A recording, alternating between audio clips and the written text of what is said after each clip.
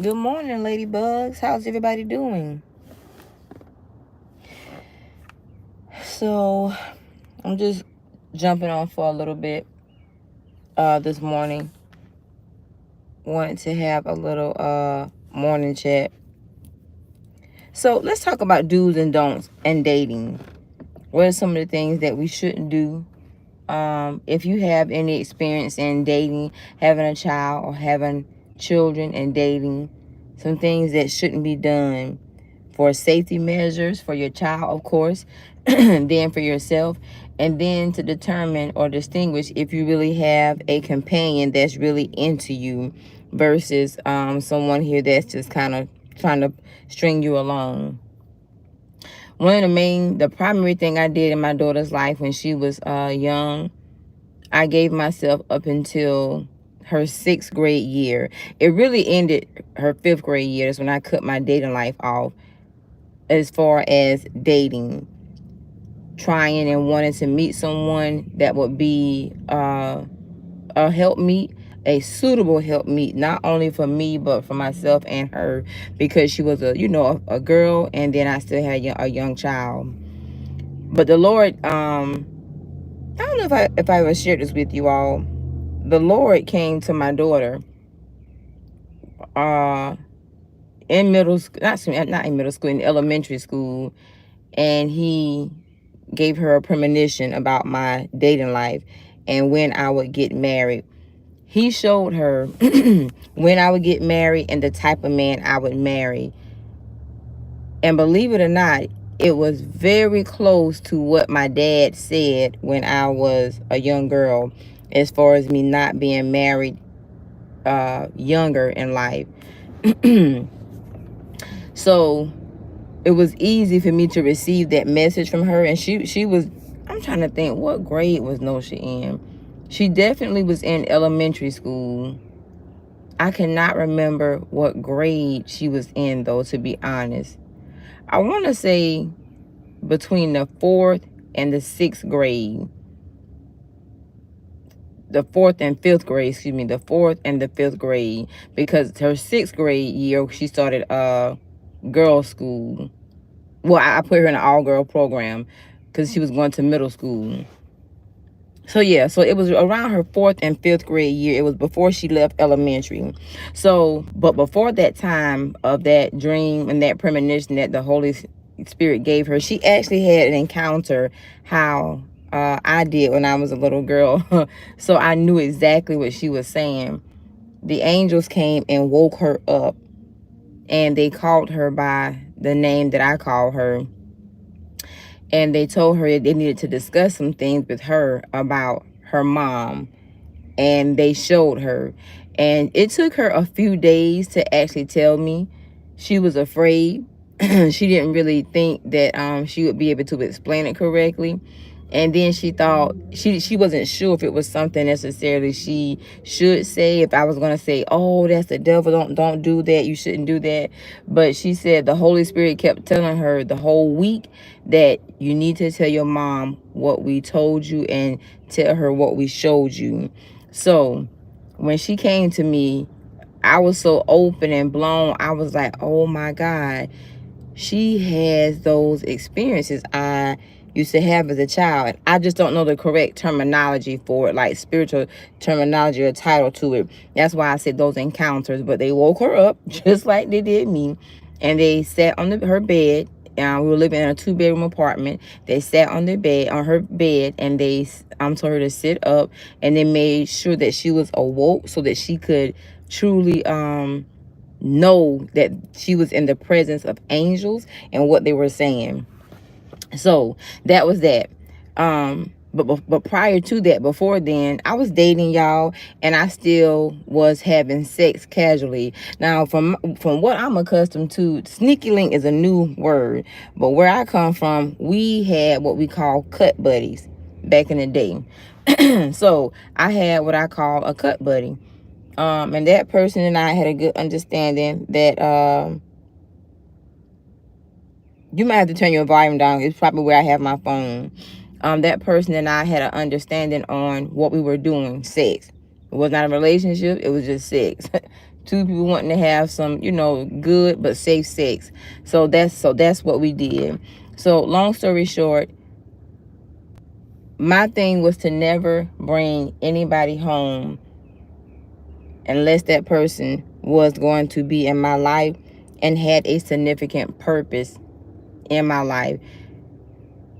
My overall goal was to never bring anybody in front of my daughter who did not have true meaning and definition of our life, period. As a single mother, it can be challenging dating nowadays, and I definitely have experienced that. Although my daughter is grown, men prey on the single women. And the one thing I can tell you to do, what I would suggest that you should not do, don't take anybody around your child or your children until you have to get validation, not just from God. God is going to let you know, but then when you have your people that are in your life that are in tune the way you are and that view your life and have an understanding of what you desire your life to be, they will discern people that come into your life and around you and your child's life. So my thing was to keep her safe at all costs. Did I have sex? Yes, I had sex when my daughter was in elementary school, and that's the honest to God truth of the matter. But I never had sex in my apartment. I lived in that apartment for 13 years. I think we stayed there 13 years. Never had sex. Never brought anybody home in that apartment. Her safety was my first and most primary position of life. You know how the Bible says your family is your first ministry. You got to take that serious when you have a child or when you have children, because if you're reckless and allow any and everyone around your child, you can expect something bad to happen. The less careful you are, people notice that. Men notice that. Even, to be honest, if you're dating women, they notice that. And if you're not respectful of your household, your child, your space, guess what? They're not going to be at all. They're not going to be. So my thing was, whatever I do it outside of this apartment. It has nothing to do with her.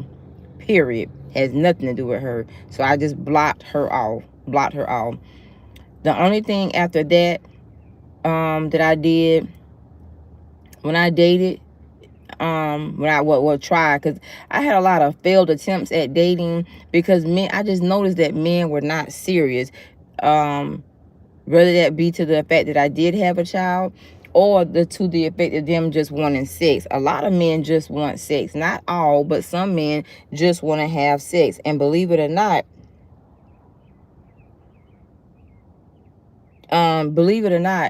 men look at women with children as easier prey. I really don't know what that is about, but it is. So I stayed along the course of the lines that my dad taught me about sex and about men, and how to judge a man by his grade. The grade of him will show you who he truly is. And Kenneth and my dad both always taught me, never let that status and money fool you, because men of status will do just as more of low grade things than any other person. But you have to be able to recognize if you happen to get a man of high status or high profile, if he is of low grade, because that man will hurt your life more than a man that's actually low grade. So the thing of the matter is, find ways to protect your child. Find ways to protect your children in dating. Keep them safe and away and tucked away. Don't bring anybody home. Your home is your safe haven. That's your place to be. And what I noticed, y'all, when I did try to date during those years, even now, I notice this a lot now in dating. Men are accustomed to going home with women. The first date, I did online dating. If you meet a man online, they want to come over or want you to come over. And my thing is, it's nothing in a household but, casualties and relaxation. Why would you want to come over to my house or invite me over to your house? You don't know me. You just met me.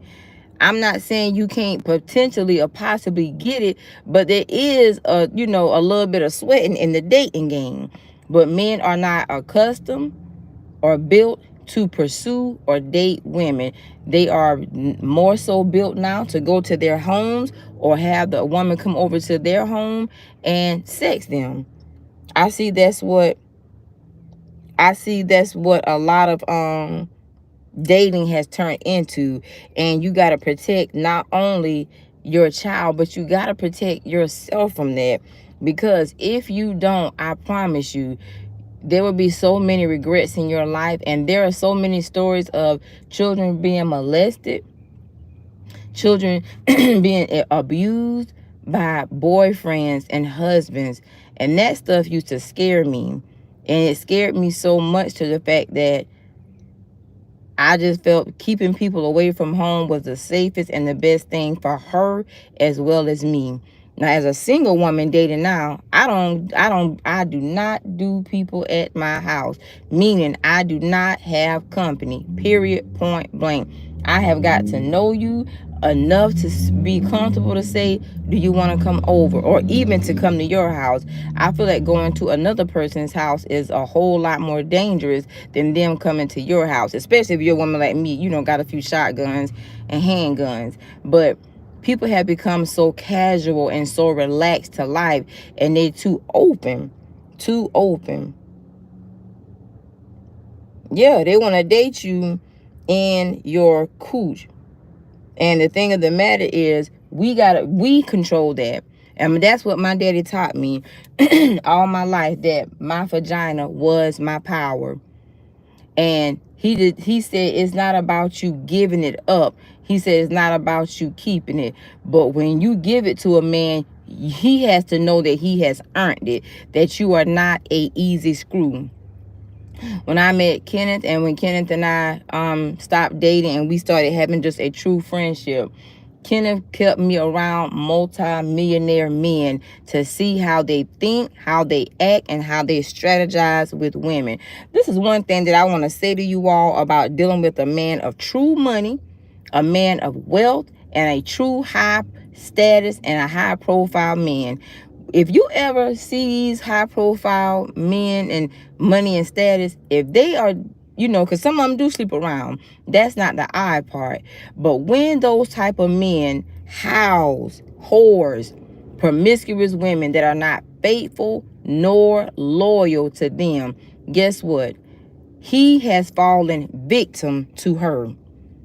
And what he will do to you is he will try to make you fall prey to him.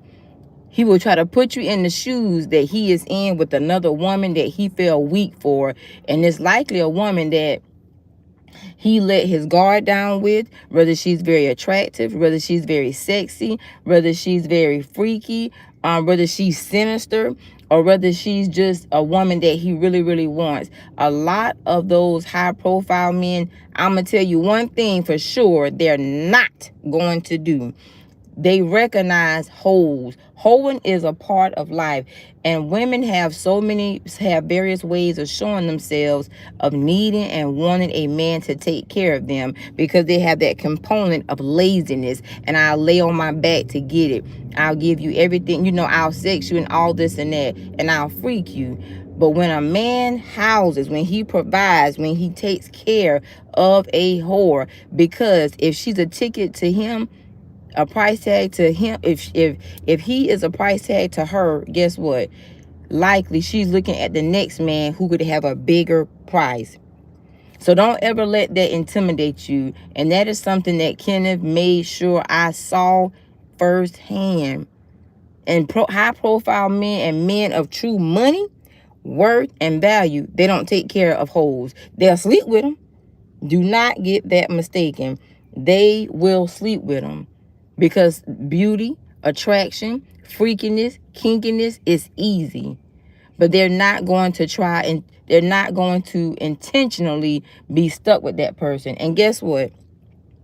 Those type of women are always controlled. Those type of women are always managed. Those type of women are always coached, because they are the lesser version of him. He knows it, and he makes sure that she knows it.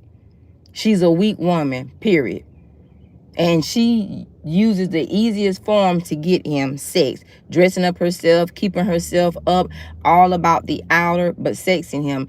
But he also would likely know that she is looking at him as a meal ticket, because he is a token man to her.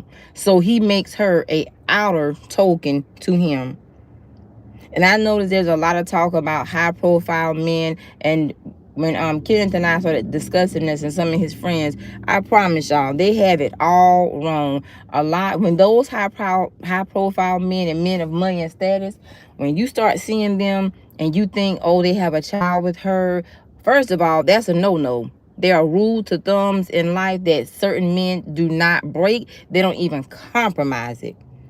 So don't let that intimidate you. Don't let that make you feel some sort of way, because a man is going to be a man. He will sex who he want to sex and allow someone to sex him, but he is very particular who he shares the intimate parts of his life with. Men are very intimate with their money, especially a man that makes money and got big money and real money. But when he calls himself putting up a woman that's a whole, he sleep, she's his whatever to him, but he knows that, if another man came along and could give her more, she'll go, it'll sway her. If he get caught up with somebody like that, I'm telling you, those are the least women you need to let intimidate you, make you feel some sort of way, because they're not all that. And that shows you a strong vulnerability that man has in general, or has for a woman, or a weakness. You need to be able to recognize that. Multi-million dollar men, multi-millionaires, those men are very anal. They're very particular, very particular. They're very particular about their outer life, because of how people perceive them outside in. I assure you that. But it don't mean they won't bust them drawers open now. But I promise you, they ain't taking care of her. They might take her to a dinner, because that's all she is. She want to look good. She want to look good beside him. But he already knows she's not that good thing. If a man, our children say a lot about us. And our children say, especially when we understand what being equally yoked is, or being with someone. Our children, when you have children with someone, our children say where we are in life as far as morals and values. Morals and values. Those of us that, were having sex frivolously, recklessly when we were young, the blessed thing about our children, getting our children then, guess what? God used that to slow us down, and some of us, it stopped us, and it opened our minds up to life to think more strategically. Some people don't have enough boundaries and barriers around their life, and they're too open, and they drop the ball. And I've seen people at my age nowadays, I've seen them just do this in their 40s. They start messing up. And I'm just saying, oh my God, what were you thinking? And I'm talking about men and female, men and women. So protect your life, guard your life, protect your children. The only other don't I would say not to do when it comes to children, let's say family and church. I want to put this 2 in 1. Don't trust them any more than you would trust a new man that you're dating. Church people have some corrupt ways. So do family. And believe it or not, hold on, y'all. She still hadn't gotten here. I'm meeting somebody. Church people and family members, believe it or not, they do a lot of corrupt things, and they will experiment with your child or your children to protect their own. So you got to be able to identify that. You got to be able to recognize that. You got to be able to accept that that's what it is, and don't allow your child to be so open when it comes to family members as well as church members. I have experienced that, and I have noticed that Sometimes we think the safest place actually turns out to be the worst place. Boundaries. Have boundaries. Have boundaries with your child. Have boundaries with your children. When it comes to dating, your dating life, have boundaries with your dating life. If a man wants simple things, I feel like sometimes people overthink dating and they drop the ball and they're like, man, I wish I wouldn't have done that. And it's just common sense stuff. When you're dating is all about going out. It's not about being seen, but it's about seeing things with that person, whether it's a restaurant, whether it's a place that's adventurous, whether it's a new city, a new town, whether it's a gas station, whether it's a mall, whether it's a park, whether it's, a walking trail, anything like that. That's what dating and being courted is about. If you only see that person behind the four walls of your home or behind the four walls of their home, guess what? Simply put, he is not dating you. He's not dating you, and he's not pursuing you. Yes, he could be hiding you, but he's more so into you for personal gains, which are likely sexual.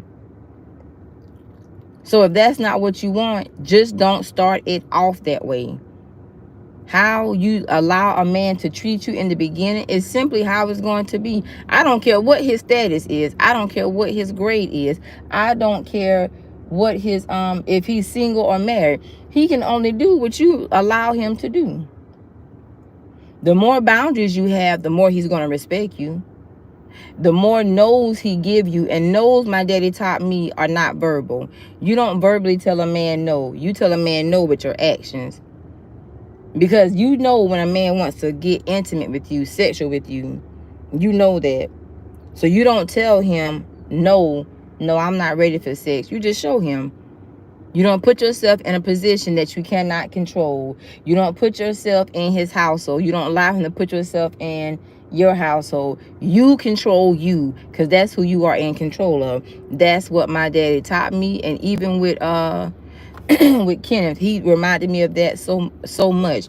I've dated a few, and a few not meaning it's a whole lot, but I've dated a few multimillionaires, and their strategy is a little different. But at the end of the game, when it comes to sex, if you're the kind of person who will sex them in a car, then they'll do it. If you're the kind of person he feels that, okay, well, I'm gonna get a room and see if she'll want to come there, then they'll do it. See how much energy and how much effort a man puts into you. There's nothing wrong with having casual company, but I'm just saying it's building phases and stages of that.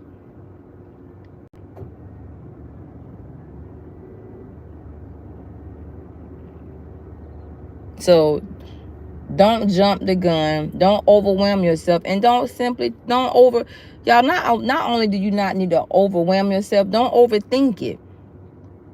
Know what your personal boundaries are and don't cross them. Oh, there she goes right there. Lady, here comes my friend. I'm meeting to get something real quick. I just wanted to jump on and say that if you have any do's and don't in life about dating, then share them in the comment section. Dating is all about having fun. When we are a mother, we must protect our child and our children at all costs. The best way that I have known to protect them is to keep people out of my home, not allow people there. So don't give them access to your child or children. That's something they have to earn. And not only earn that, that's something that you have to recognize that you can trust that person with. Nobody is perfect. Don't overthink it though. Don't overdo it either. Have fun in your dating. Have fun in casually meeting people. If you are having sex, have fun with it. Be safe. Put boundaries around it. Don't do anything that you don't want to do and you're not ready to do. All right, ladies. Peace and blessings. Great day. I love you all so much. Happy Friday. Namaste.